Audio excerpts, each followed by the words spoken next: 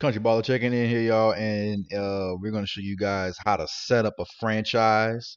So I'm in this Collie Madden League, and I'm gonna show you guys, how to take care of this Rams franchise right here. We're gonna be owners, and we're gonna win.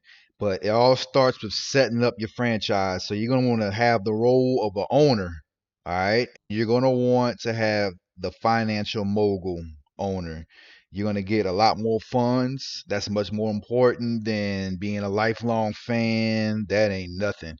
Fan happiness, they'll be happy if they win. Legacy, your legacy be good if you win. You don't want that. You want the money. $300 million is $300 million. All right. That's what you want. So you got to enter in your name, Country Baller. And by the way, while I'm entering this name in, y'all go ahead, hit that like button, hit that subscribe button, because this is going to be the beginning of a lot of tutorial videos, a lot of in-game videos too, on how to exactly break down what your opponent's doing and win the game. I'm gonna teach you guys exactly what you need to do on defense and on offense to really win those games out there. But anyway, go to league settings. You're going to make sure all the settings are straight. If you're not a commission, you're not going to be able to mess with most of them. But you want to go ahead and scroll on down and turn off them tutorial pop-offs. Turn off the field roster. You don't want that happening. You don't want the CPU messing with your roster. They'll frick around and cut your doggone, future superstar players. You don't want that, And then you just start playing. So what you're gonna want to do when you get into the league, you want to make sure that you set yourself up for victory. And the best way to do that is go on down, check out the free agents. Most of the time when you're in an online league, if you have a good commish, he won't allow you to touch the free agents as soon as you log in. There'll be some sort of like lottery for them, so you can't really do much with that. You're gonna want to go ahead and go on down to the my coach area and fiddle with the schemes. You want to make sure your schemes are like at the 95 percentile marks.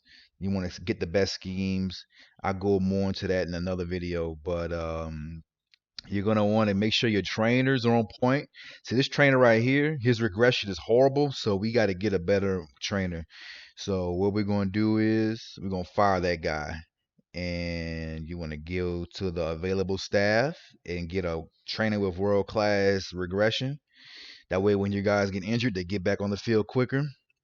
And everything else is gonna be good. The scouts and the head coach is good. So I didn't want to mess with that. But what else did needs to be done? Stadium. You do not want to touch this if you're the Rams guy in the beginning. I believe I could be wrong, but I believe the the league is already set to where you're gonna move into your new stadium next year. I'm not 100% sure on that, but I definitely know if you try to rebuild, you're going to waste all your money. You don't want to do that because it's going to like upgrade, but it's still going to be a bad rating, so you don't want to touch that at all. So I'm not touching that in the very beginning. Um, what else needs to be done? Oh yeah, hit the subscribe button, hit the like button, by the way. But what else? You need to make sure that your depth chart is good to go because sometimes the CPU will have it set. All these rosters will be set where you got your starters as your backups, and you don't want that. You don't want to go 8 weeks into the season and find out your 88 overall is behind a 60 overall, and that happens. Also, you got to make sure you got to see where you're lacking at as well. And on this depth chart, I see that my fullback is non-existent. So I need to pick up a fullback in free agency. That's very important. So this is how you set up when you get into a new franchise, folks. You got to see where you're weak and where you're strong at. Wide receivers are good, tight ends are good. Everything on the O line seems to be set for the most part. You know, you want to take note of where you're weak and you're strong at, so that you can begin setting out your trades that you need or whatever. I'm not really gonna touch this roster too much, but one thing I did notice is Clay Matthews is a backup. He's a 79 overall linebacker, but they have a 66 overall linebacker on this roster. And the thing is that the Rams run a 3-4, and that means this 66 overall is going to be starting as the middle linebacker in the 3-4 defense, but Clay Matthews will be on the bench. So what I prefer to do is take the time to put Clay Matthews in the starting role as a linebacker. So there'll be the starter, and then right next to him is Clay Matthews, right? And whenever we're in the 3-4 defense, or when there's ever four linebackers on the field, Clay Matthews would be on the field. So you'll have a 79 overall on the field versus that 66 or 60 overall, whatever he was, that linebacker. You don't want that. You want to get him clean out of there. Punt return and kick returners, never have your speed guy, your best wide receiver returning those, because 9 times out of 10, he's going to get injured doing that shit.